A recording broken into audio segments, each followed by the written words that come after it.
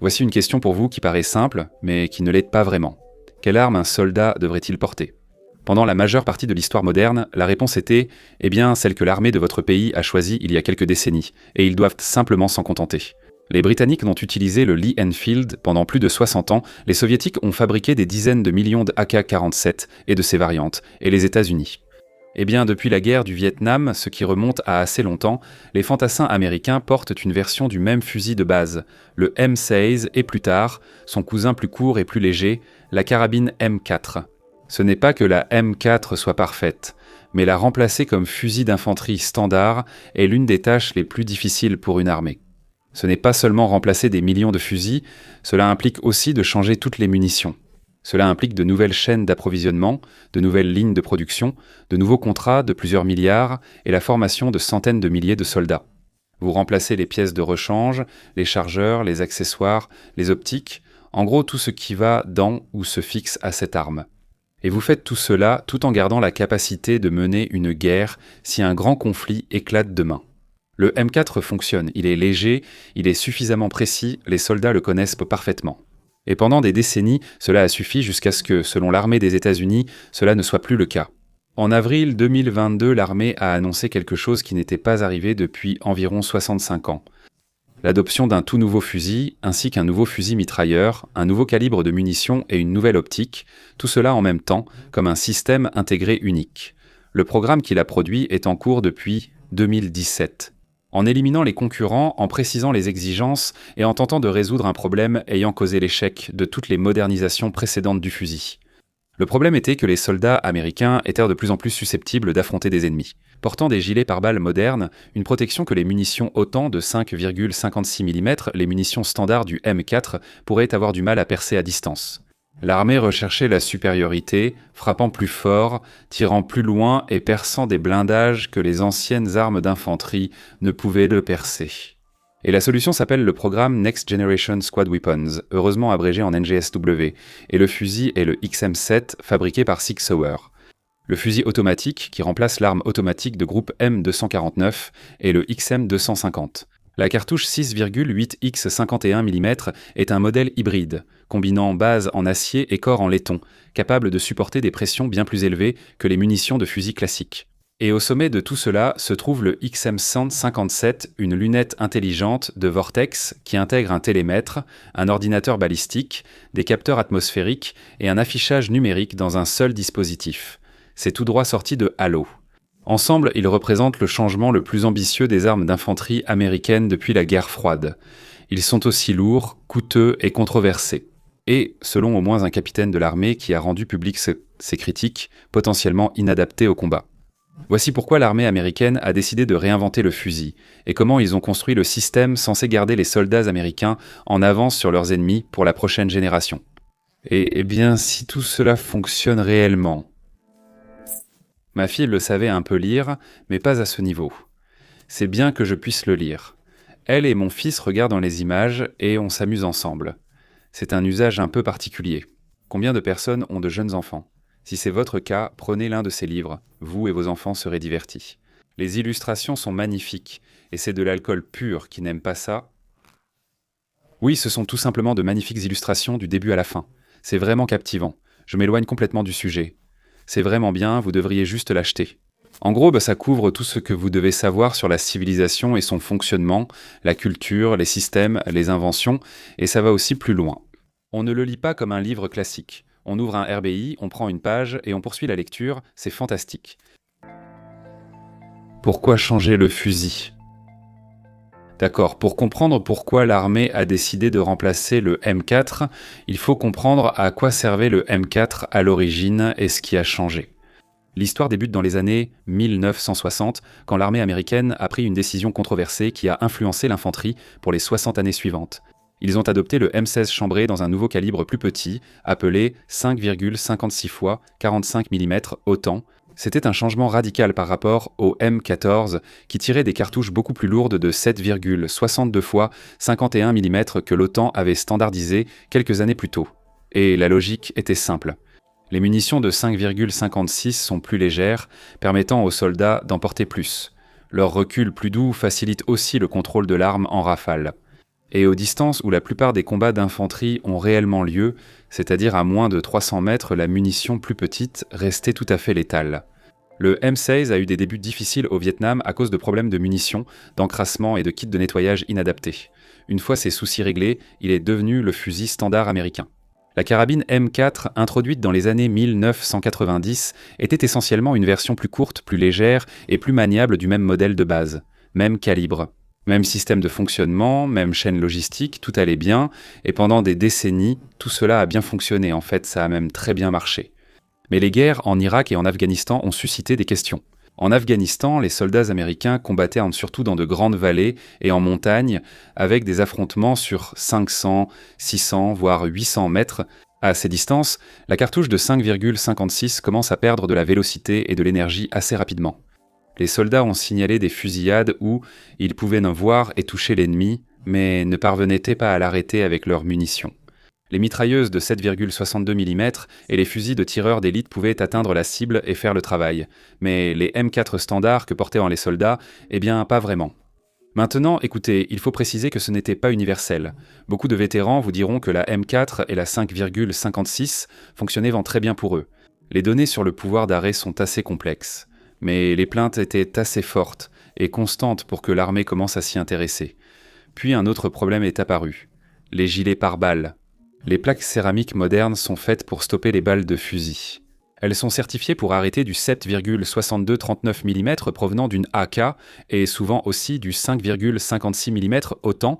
Les plaques de mon CB ne sont pas parfaites. Elles sont lourdes et ne couvrent pas tout, mais elles s'améliorent et deviennent de plus en plus courantes.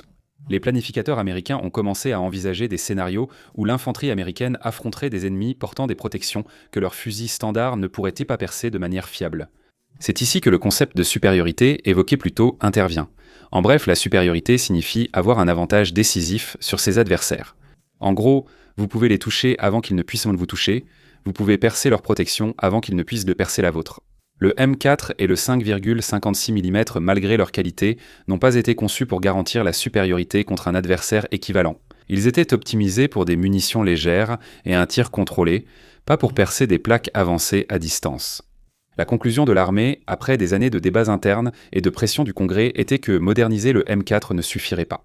Mais avant de voir ce qu'ils ont fait à ce sujet, il vaut la peine de se demander pourquoi ils n'avaient pas déjà réussi à remplacer le M4. Ce n'était pas faute d'avoir essayé. Voyons comment ils ont procédé, d'accord ? Le cimetière des programmes de fusils ratés est plus long que vous ne pourriez le penser. Commençons par le SPIW, l'arme individuelle à usage spécial qui a été lancée au début des années 1960. Le concept était ambitieux, un fusil qui tirait de minuscules fléchettes, essentiellement des petites flèches en acier à des vitesses extrêmement élevées, combinées à un lance-grenade pour faire bonne mesure. Plutôt cool pour être honnête. Les ingénieurs ont tenté pendant plus de 10 ans de le faire marcher avant que le projet ne s'éteigne discrètement vers le milieu des années 70. Les fléchettes manquaient tant de précision, les armes étaient un peu fiables, et le concept s'est avéré être une solution sans problème à résoudre. Puis est arrivé le programme Advanced Combat Rifle dans les années 1980 qui a invité les fabricants à soumettre des prototypes expérimentaux capables de surpasser le M16A2. Colt, Steyr, AAI et Heckler-Koch ont tous présenté des prototypes, allant des munitions sans étui aux cartouches duplex qui tiraient des 2 balles par pression sur la détente. Après des années de tests, la conclusion de l'armée a été ouais. Aucun concurrent n'a apporté assez d'amélioration pour justifier le coût du changement. Programme annulé. Dans les années 1990 et 2000, l'arme de combat individuelle objective, OICW, a été lancée. Ils ont toujours 4 mots, ce qui était plus ambitieux. Il s'agissait d'un fusil combiné à un lance-grenade intelligent dont les munitions pouvaient exploser à une distance programmée au-dessus des ennemis à couvert. Une idée ingénieuse. Le problème cependant, c'est que l'arme pesait 8 kg, l'électronique était fragile et tout le système était incroyablement coûteux. Le OICW a finalement été divisé en programmes séparés avec le composant lance-grenade qui a continué difficilement sous le nom de XM25. Cela a aussi été annulé après qu'un soldat ait été blessé lorsqu'un obus a explosé dans le canon, ce qui n'est pas vraiment idéal. À peu près à la même époque, l'armée développait également le XM8, un fusil modulaire conçu par Heckler et Koch, censé être plus léger, plus fiable et plus adaptable que le M4. Le XM8 a très bien fonctionné au test et semblait sur le point d'être adopté. Mais le programme a été freiné par la politique d'acquisition, des doutes sur sa supériorité face au M4 et des plaintes de concurrents dénonçant un processus biaisé. Le Congrès est intervenu, l'armée a reculé et le XM8 a rejoint la pile. Le dernier échec en date pour le NGSW a été la compétition de carabines individuelles, qui s'est déroulée de 2010 à 2013. 8 fabricants ont proposé leur meilleur remplaçant du M4 après 3 ans de tests. L'armée a déclaré qu'aucun concurrent n'apportait assez d'améliorations sur le M4A1 pour justifier un changement, donc le M4 a été maintenu. Rappelez-vous que cette arme est déjà très ancienne, donc vous voyez sûrement le schéma. Ce n'est pas que ces programmes ont échoué parce que les armes ne fonctionnaient pas, même si certaines ne marchaient vraiment pas. Le vrai problème était que les M4 et M16 étaient si ancrés dans la logistique et la formation américaine que tout remplaçant devait être nettement supérieur. Être simplement meilleur ne suffisait pas. Il fallait que ce soit bien meilleur. Cela justifiait de reconstruire les chaînes d'approvisionnement, de former à nouveau les soldats et de dépenser des milliards de dollars. Aucun de ces programmes ne pouvait le justifier. Il n'en était pas encore là. Le NGSW a été pensé dès le début pour être différent, sans chercher à créer un fusil juste un peu meilleur tirant la même munition. L'armée a décidé de tout changer d'un coup. Nouvelles armes, nouveaux calibres, nouvelle optique, nouvelles capacités. L'idée était que des améliorations progressives ne seraient jamais suffisantes, alors il fallait faire un saut assez grand pour que les avantages soient indéniables. La compétition. En 2017, l'armée a officiellement lancé le NGSW, et ils ont précisé dès le début qu'ils ne cherchaient pas seulement un nouveau fusil, ils voulaient un système complet. Les concurrents devaient soumettre des propositions pour le composant fusil qui remplacerait le M4 ainsi que pour le fusil automatique qui remplacerait l'arme automatique de groupe M249. Les deux armes devaient utiliser la nouvelle cartouche de 6,8 mm que les concurrents devaient aussi concevoir eux-mêmes. Les deux devaient être compatibles avec la nouvelle optique de contrôle de tir et tout devait être conçu dès le départ pour être tiré avec un silencieux. Ces exigences étaient, disons-le, exigeantes. Le fusil automatique ne devait pas dépasser 5,4 kg avec les accessoires, devait permettre des tirs précis au-delà de 600 mètres et offrir une capacité de suppression jusqu'à 1200 mètres. Les deux armes devaient résister à la pression et à la chaleur accrue causée par le passage des gaz d'échappement dans un silencieux au lieu d'être évacués dans l'air. 3 grandes équipes sont de sérieux prétendants. Sig Sauer a présenté le fusil MCX Spear et une mitrailleuse légère à alimentation par bande, tous deux chambrés pour une nouvelle cartouche hybride appelée 277, Fury excellent nom. General Dynamics s'est associé à Beretta et True Velocity pour proposer le RM277, un modèle bullpup qui tirait. Des munitions à étui en polymère et Textron Systems a proposé une véritable innovation. Un système de munitions télescopique de 6,8 mm où la balle était placée à l'intérieur de la poudre propulsive plutôt qu'au-dessus. Ce qui rendait la cartouche plus courte et compacte. Chaque approche avait ses avantages. La cartouche hybride laiton-acier de SIG supportait des pressions de chambre très élevées, offrant plus de vitesse et d'énergie pour une même longueur de canon. Les douilles en polymère de True Velocity, plus légères que celles en laiton, permettaient aux soldats de transporter plus de munitions. À poids égal, la conception de Textron promettait des gains de compacité et de poids, tandis que la compétition pour l'optique suivait une voie parallèle. L'armée voulait quelque chose qu'elle appelait NGSWFC, ou contrôle de tir, et les exigences ressemblaient à une liste de souhaits sortis de la science-fiction. Une optique à grossissement variable avec un télémètre laser intégré, un ordinateur balistique, des capteurs atmosphériques, des lasers de visée visible et infrarouge, et un affichage numérique capable de montrer en temps réel les solutions de visée calculées. Comme dit en introduction, c'est digne de Halo. En janvier 2022, Vortex Optics a obtenu le contrat de contrôle de tir avec le XM157. 3 mois après, Sig Sauer a remporté les contrats pour les armes et munitions. L'armée prévoit d'acquérir environ 111 000 fusils, 13 000 fusils automatiques et 125 000 optiques dans le cadre de contrats pouvant valoir des milliards. Suffisant pour équiper l'infanterie, les éclaireurs de cavalerie, les sapeurs de combat et d'autres soldats engagés directement avec l'ennemi. Après des décennies d'échecs, l'armée américaine s'engageait enfin à remplacer le M4. Il ne restait plus qu'à faire fonctionner les nouvelles armes. Qu'est-ce que SIG a construit ? D'accord, parlons donc de ce que Sig Sauer a réellement construit. Le fusil XM7 est basé sur le MCX Spear de SIG, une arme qui était déjà disponible dans le commerce avant que l'armée ne s'y intéresse. C'est un système à piston à course courte. Contrairement au M4 qui dirige les gaz dans le porte-culasse, le XM7 utilise les gaz pour actionner un petit piston qui commande le mécanisme. La différence pratique, c'est que le fusil fonctionne de manière un peu plus propre, car moins de dépôts de carbone se retrouvent à l'intérieur de la boîte de culasse. L'arme permet de passer du mode semi-automatique à automatique, et utilise des chargeurs amovibles de 20 coups. C'est ici que les choses deviennent intéressantes et lourdes. Les XM7 pèsent environ 3,8 kg à vide, et une fois que vous ajoutez l'optique XM157, un silencieux et un chargeur plein, vous arrivez à quelque chose autour de 5 à 5,5 kg.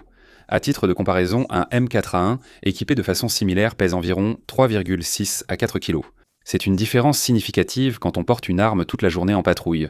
Le fusil XM250, quant à lui, est une mitrailleuse légère, alimentée par bande conçue pour remplacer le fusil mitrailleur M249. Elle utilise des bandes à maillon détachables, tire à culasse ouverte pour le refroidissement et possède un système d'atténuation du recul. SIG l'a conçu avec des commandes ambidextres, une crosse latérale repliable et un système de changement rapide de canon. L'ensemble pèse environ 6 kg à vide, ou à peu près 6,6 kg avec le silencieux, ce qui la rend en fait plus légère que la M249 qu'elle remplace, ce qui est appréciable. L'ergonomie sera familière à toute personne ayant utilisé un fusil de type AR avec des commandes placées à peu près aux mêmes endroits et une manipulation similaire. Et la transition du M4 vers le XM7 ne devrait pas obliger les soldats à réapprendre complètement comment utiliser leur arme. C'était évidemment intentionnel. L'armée souhaitait renforcer ses capacités sans bouleverser la manière de combattre des soldats. Mais les armes ne sont qu'un aspect du problème. Le véritable défi d'ingénierie réside dans les munitions qui l'alimentent. La balle, d'accord, parlons donc de la balle elle-même, car c'est là que l'ingénierie devient vraiment assez ingénieuse. La cartouche commune de 6,8 x 51 mm, également connue commercialement sous le nom de 277 Fury, semble assez conventionnelle à première vue. C'est une cartouche de fusil sans rebord à collet rétreint qui se situe quelque part entre la 5,56 autant et la 7,62 autant en termes de taille globale. Si vous l'examinez de près, vous remarquerez quelque chose d'inhabituel.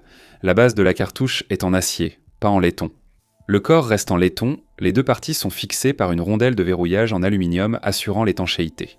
Cette construction hybride existe surtout à cause de la pression, car les douilles en laiton standard ne résistent qu'à une pression limitée avant de céder. La cartouche standard 5,56. Autant fonctionne à environ 62 000 psi. La cartouche 6,8 x 51 mm est conçue pour supporter des pressions allant jusqu'à 80 000 psi, soit environ 30% de plus que la plupart des munitions de fusil militaires. Cette pression supplémentaire se traduit directement par une augmentation de la vitesse, ce qui se traduit par plus d'énergie. Et l'énergie, c'est ce qui va gâcher la journée de quelqu'un, même s'il porte un gilet pare-balles. Mais mettons quelques chiffres là-dessus. Une cartouche standard de 6,8 x 51 mm tire une balle de 140 grains à environ 2950 pieds par seconde depuis le canon du XM7, générant une énergie à la bouche d'environ 2700 pieds-livres. Une cartouche typique de 5,56 mm M855A1 développe environ 1300 pieds-en-livres. La 6,8 mm transporte à peu près 2 fois plus d'énergie. À 500 mètres, là où la 5,56 mm commence à perdre de la puissance, la 6,8 mm est encore suffisamment rapide pour percer des plaques de blindage en céramique qui arrêteraient bon facilement la munition plus petite. C'est une bonne nouvelle, mais il y a un compromis. Plus d'énergie signifie plus de recul. C'est de la physique simple. Le XM7 a un recul plus fort que le M4, et même si le SIG a intégré des dispositifs pour atténuer le recul, les soldats sentiront la différence lors des tirs en rafale.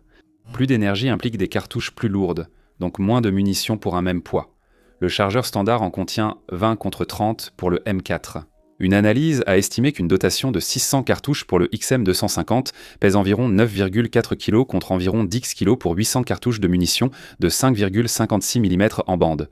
Moins de cartouches, poids similaire, pas génial. Il y a un véritable débat pour savoir si ce compromis a du sens. La doctrine traditionnelle de l'infanterie américaine met l'accent sur le volume de feu, la capacité à tirer un grand nombre de cartouches aussi rapidement que possible pour fixer l'ennemi et créer des opportunités de manœuvre. Les critiques craignent qu'un chargeur réduit limite la capacité, tandis que les partisans estiment qu'une balle bien placée neutralisant un ennemi blindé vaut mieux que 3 balles qui ricochent sur une plaque en céramique. L'aspect industriel est tout aussi intimidant. Produire à grande échelle des cartouches hybrides en laiton et acier exige de rééquiper des usines habituées aux douilles en laiton depuis des décennies. L'armée a confié à Winchester la production de munitions de 6,8 mm à l'usine de Lake City, Missouri, tandis que SIG gère ses lignes en Arkansas. Mettre en place un nouveau calibre à partir d'un stock pratiquement nul est une entreprise logistique colossale. Mais la cartouche et les armes ne révèlent que tout leur potentiel que lorsqu'elles sont associées au troisième élément du système, une optique qui vise à transformer chaque fantassin en tireur de précision, l'optique intelligente. Donc l'optique de contrôle de tir XM157 est, franchement, la partie la plus ambitieuse et, à mon avis, la plus cool de tout ce programme. Au fond, c'est une optique à grossissement variable de 1 à 8 fois. Cela signifie que les soldats peuvent la régler sur un grossissement de 1 fois pour les combats au rapproché, ou l'augmenter jusqu'à 8 fois pour des engagements à plus longue distance. Cette partie-là est assez conventionnelle, mais ce qui rend la XM157 différente, c'est tout le reste qui est intégré à l'intérieur. Un télémètre laser précis à plus de 1000 mètres, c'est quoi, environ 0,7 miles, quelque chose comme ça. Un ordinateur balistique intégré, des capteurs atmosphériques mesurant la température et la pression, une boussole numérique, des lasers de visée visibles et infrarouges, et un affichage numérique qui projette les solutions de visée calculées directement dans le champ de vision du tireur. C'est la 3e fois dans la vidéo d'aujourd'hui que je vais le décrire comme quelque chose tout droit sorti de Halo. Voici comment cela fonctionne en pratique. Un soldat identifie une cible, appuie sur un bouton pour activer le télémètre, et l'optique envoie un laser sur la cible pour mesurer la distance exacte. L'ordinateur prend ces données de distance, prend en compte le type de munition et les conditions atmosphériques, puis calcule exactement où la balle va toucher le réticule actif. C'est le point de visée indiquant au soldat « place-le sur la cible et appuie sur la détente ». Si cela vous rappelle les systèmes de ciblage d'un avion de chasse ou d'un char, c'est parce que le concept est similaire. L'armée essaie de donner aux tireurs individuels une assistance au contrôle du tir qui était auparavant réservée aux armes collectives et aux véhicules.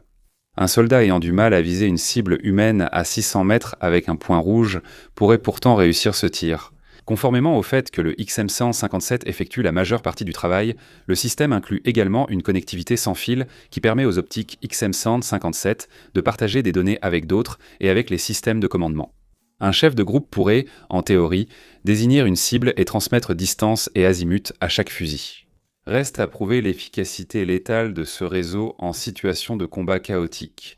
Ce serait impressionnant si c'est le cas. Le XM150, c'est de la science-fiction. On est carrément dans le futur. Le XM157 est conçu pour remplacer plusieurs optiques existantes, ce qui simplifie considérablement la logistique. Mais comme nous allons le voir, la phase de test a soulevé de sérieuses questions quant à savoir si cet équipement est prêt pour le monde réel. La théorie rencontre la réalité. Maintenant, parlons de ce qui se passe quand tout cela se confronte à la réalité, parce que la phase de test a été, disons, mouvementée. L'armée a accéléré le NGSW grâce au niveau intermédiaire du processus d'acquisition prévu pour un déploiement rapide. Contrairement au cycle d'acquisition classique de 10 ans, les programmes MTA avancent plus vite, testant et produisant en même temps. Le XM7, le XM250 et les munitions associées ont tous reçu une autorisation matérielle urgente au printemps 2024, ce qui signifie que l'armée les a approuvés pour un déploiement limité. Même si les tests officiels se poursuivaient, la rapidité était la priorité. La question est de savoir si cette rapidité a eu un coût. Lors des essais de tir, les soldats ont vu une cartouche de 6,8 mm traverser des plaques d'acier et des barrières qui auraient arrêté net la 5,56. Les munitions ont fait ce qu'elles étaient censées faire. Les soldats ont dit aux journalistes que l'arme était précise, contrôlable, et qu'ils utiliseraient le XM7 au combat sans hésiter. Mais les rapports officiels d'essai racontaient une histoire plus compliquée. La direction des tests et évaluations opérationnelles du Pentagone, qui fonctionne indépendamment de l'armée et existe précisément pour fournir des évaluations honnêtes, a publié ses conclusions à la fin de 2024. Le rapport a confirmé que la munition de 6,8 mm montrait une létalité accrue par rapport à la M855A1. Malgré cette bonne nouvelle, le rapport a aussi révélé que le XM7, combiné à l'optique XM157, avait une faible probabilité d'accomplir une mission de 72 heures sans défaillance critique. Les soldats ont évalué l'ergonomie du XM157 comme étant inférieure à la moyenne, voire insuffisante. Le bureau d'essai a conseillé de modifier la conception des silencieux des deux armes pour limiter la chaleur, le risque de brûlure et le dégagement de gaz nocifs. Le fusil avait des flatulences. Ce point mérite des explications, pas juste une plaisanterie. Quand on tire avec un fusil muni d'un silencieux, les gaz de combustion doivent s'évacuer. Le silencieux les piège, les refroidit et les relâche lentement, ce qui réduit le bruit et la flamme, mais cela signifie aussi qu'une plus grande quantité de gaz peut revenir vers le tireur. Ajoutez les pressions plus élevées de la cartouche de 68 mm et vous obtenez des témoignages de soldats souffrant d'irritations oculaires et respiratoires lors de tirs soutenus, surtout dans des espaces confinés comme les tranchées ou véhicules. Les soucis de fiabilité dépassent l'optique. Le rapport DOT, recommandait également des améliorations de la fiabilité des deux armes elles-mêmes, suggérant qu'elles ne répondaient pas encore aux normes que l'armée exigerait normalement avant un déploiement complet. Acquérir rapidement des armes réduit les délais mais augmente les risques, car des problèmes surviennent une fois l'entraînement commencé. Il y a aussi des critiques publiques internes à l'armée. Un capitaine d'infanterie a publié un article jugeant le XM7 inadapté au combat, citant poids, ergonomie, capacité du chargeur et durabilité comme source d'inquiétude. SIG a vivement réagi, et les opinions du capitaine ne représentent pas nécessairement le consensus. Le fait qu'un officier en service ait éprouvé le besoin de s'exprimer publiquement en dit long sur le débat en cours, non ? Le bureau du programme soutient que c'est normal pour tout nouveau système d'armes. Les problèmes sont identifiés puis résolus, et la capacité fondamentale vaut bien les difficultés initiales. Les critiques craignent que l'armée accélère l'utilisation d'un système inachevé, sous pression institutionnelle et des coûts irrécupérables. La vérité, elle se situe probablement quelque part entre les deux, comme c'est souvent le cas. Qui reçoit réellement ces armes ? D'accord, maintenant voici ce qu'il faut savoir sur le NGSW. Cela a tendance à se perdre un peu dans tous ces débats sur le poids, la fiabilité et tout le reste. Et c'est que le programme n'affecte en réalité pas la majorité de l'armée américaine. Seule la force de combat rapprochée est censée recevoir les XM7 et XM250. Cela signifie les soldats d'infanterie, les éclaireurs de cavalerie, les sapeurs de combat qui travaillent aux côtés de l'infanterie, les infirmiers affectés aux unités de combat rapprochées et les observateurs avancés. C'est beaucoup de soldats, mais cela ne représente qu'une partie de l'armée, sans compter les soutiens et le personnel logistique ou d'état-major. Ils continueront tous à porter des M4 et des M16 dans un avenir prévisible. C'est pareil pour l'armée de l'air, la marine et le corps des Marines, qui surveillent attentivement les implications tactiques, car si le NGSW réussit, les conséquences seront majeures. L'énergie de balle plus élevée et l'assistance au tir du XM157 pourraient étendre la portée efficace au-delà de 500 ou 600 mètres contre 300 à 400 mètres pour le M4. Dans les mains de la plupart des soldats, cela change la dynamique des échanges de tirs et oblige les commandants ennemis à revoir la distance d'approche avant que l'infanterie américaine ne devienne une menace. Mais cette capacité a un coût. Les commandants devront évaluer quand les avantages du XM7 surpassent ses défauts. En combat urbain rapproché, le M4 reste souvent le choix le plus adapté. En terrain ouvert, où la portée et la pénétration sont primordiales, le XM7 prend tout son sens. Les jours où un seul fusil convenait à toutes les situations pourraient bien être révolus. Il y a aussi la question de l'OTAN.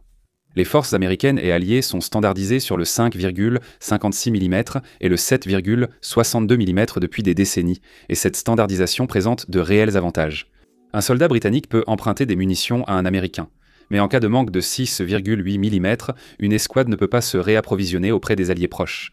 Certains analystes estiment que les États-Unis auraient dû collaborer avec l'OTAN pour une cartouche commune, mais d'autres pensent qu'attendre un consensus aurait retardé le programme de plusieurs années, voire de décennies. Les Européens, de leur côté, mènent leurs propres études sur les armes légères de nouvelle génération. Reste à savoir si quelqu'un d'autre adoptera le 6,8 x 51 mm ou choisira sa propre voie. Très bien, où cela nous mène-t-il ? Aujourd'hui, le NGSW est la refonte la plus ambitieuse des armes légères d'infanterie américaines depuis plus de 60 ans. Un nouveau fusil, un fusil automatique, une cartouche conçue pour percer les gilets pare-balles modernes et une optique visant à faire de chaque soldat un tireur d'élite. L'armée s'est engagée, a choisi un vainqueur et a commencé à armer les soldats de nouvelles armes. Quant à la pertinence de cet engagement, seul l'avenir le dira, peut-être dans des décennies. La cartouche de 6,8 mm remplit son rôle. Les soldats qui ont tiré avec ces armes les apprécient généralement, mais les préoccupations concernant la fiabilité, les problèmes d'utilisation avec l'optique, les problèmes de fumée, les armes plus lourdes avec des chargeurs plus petits, rien de tout cela n'a disparu. L'armée parie qu'elle pourra résoudre ces problèmes avant qu'ils ne deviennent des crises sur le terrain. Les critiques du programme soutiennent que le NGSW résout le mauvais problème. Ils notent que la majorité des combats d'infanterie se font à courte portée, où le 5,56 mm est efficace et que la poids supplémentaire est réelle. Et que le principe, concevoir selon un scénario d'affrontement entre pairs pour percer des blindages, reflète la guerre que l'armée veut préparer, plutôt que celle qu'elle devra affronter. Les partisans affirment que l'armée ne peut attendre de perdre des échanges de tirs. Les armées chinoises et russes ont de meilleurs gilets pare-balles et attendent des données de combat. Le NGSW, dans cette optique, est une assurance contre un avenir que personne ne souhaite vivre personnellement. Et les deux arguments sont valables, les deux peuvent avoir raison selon le contexte. Pour l'instant, ces armes sont données aux unités qui en ont le plus besoin. Leur déploiement sera progressif et surveillé par l'armée pour détecter d'éventuels problèmes. Si le NGSW réussit, il pourrait changer la façon dont l'Alliance occidentale conçoit les armes d'infanterie. Si cela échoue, eh bien cela deviendra une autre entrée très coûteuse dans la longue liste des programmes qui ont tenté de remplacer le M4 depuis le début de la guerre du Vietnam. Je ne pourrai jamais assez vous remercier de regarder.